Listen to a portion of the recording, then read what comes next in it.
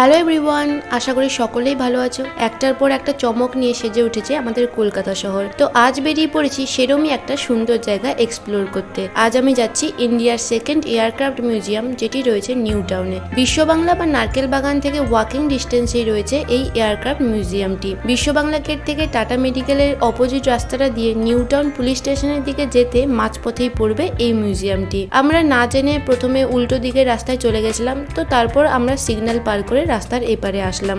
তারপর আমরা সামনের দিকে এগিয়ে যাচ্ছি, আর বিকেলের আকাশটা দেখো কি সুন্দর মেঘে ভরা। আর সামনের এই ফুলের গাছটা দেখছো, এত সুন্দর লাগছে দেখতে। বলো তো এই ফুলের নাম কি, কমেন্টে জানাও। আর সূর্য অস্ত যাওয়ার সময় প্রকৃতি কতটা সুন্দর হয়ে ওঠে দেখো। আর এই যে এটা হলো নিউ টাউন পুলিশ স্টেশন। তো এখানে আমি আর আমার বন্ধুরা খুব এক্সাইটেড মিউজিয়ামটি দেখার জন্য। আসলে নতুন নতুন জায়গায় ঘুরতে বেরোলে মনটাও যেমন ভালো হয়, আর নতুন কিছু এক্সপিরিয়েন্সও করা যায়।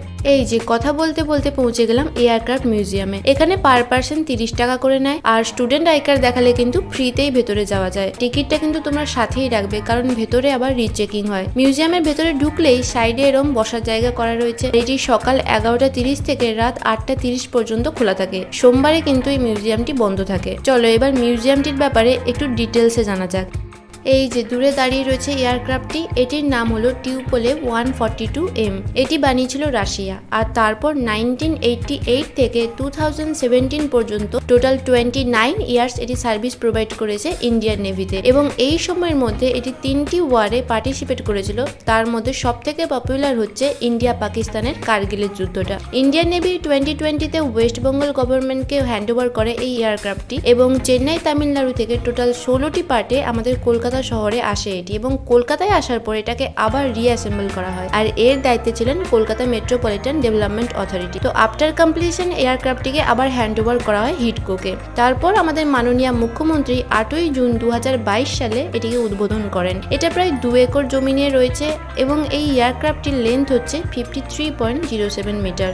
দেখো এয়ারক্রাফটটি কতটা ওয়েল মেনটেন্ড, আর ভেতরটা মডার্ন টেকনোলজিতে ভরা। ভেতরে ক্যামেরা অ্যালাউ নেই, তাই এই সাইড থেকেই যতটা পেরেছি ভিডিও ক্যাপচার করেছি।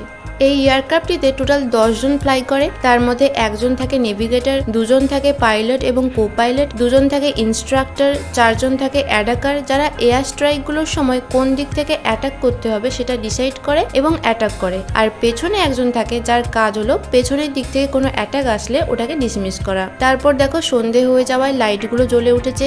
আমরাও ভেতর থেকে ঘুরে এসেছি, কিন্তু আগেই বললাম ভেতরে ক্যামেরা অ্যালাউ নেই। তো ভেতরের দৃশ্য উপভোগ করতে হলে তোমাদেরকে এখানে আসতে হবে।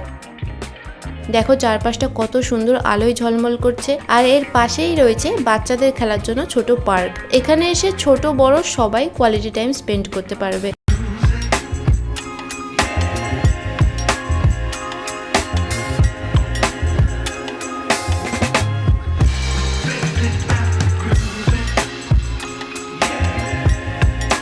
এবার আমরা মিউজিয়াম থেকে বেরোনোর জন্য গেটের দিকে যাচ্ছি, আর দূর থেকে দেখো এয়ারক্রাফটটি কত সুন্দর লাগছে। জলের ফোয়ারাটা দেখছো, ভিডিও শুরুতেই কিন্তু এক ঝলক দেখিয়েছিলাম, আর এখন দেখো লাইটগুলো জ্বলে ওঠায় কি অসাধারণ লাগছে। তো ভিডিওটা এখানেই এন্ড করছি। ভালো লাগলে অবশ্যই লাইক, কমেন্ট, শেয়ার করো, আর ফলো করতে ভুলো না যেন। সবাই ভালো থেকো, দেখা হচ্ছে নেক্সট ভিডিওতে। টাটা।